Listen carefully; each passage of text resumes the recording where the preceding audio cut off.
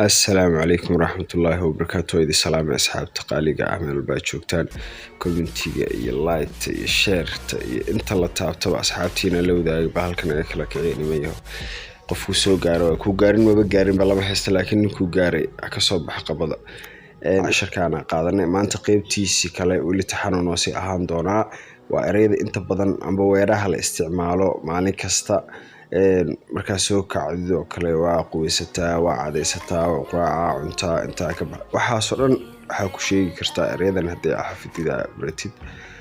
Okay, I make the bed.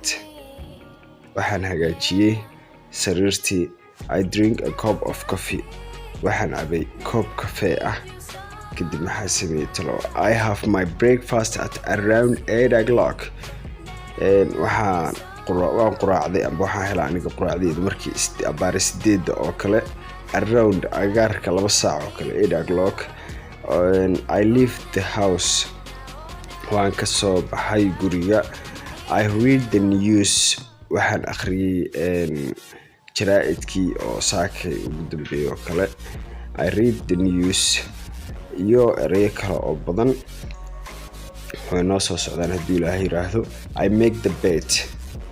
waxaan sameeyay sariirtii amba waa hagaajiyay markaa kacday kadib.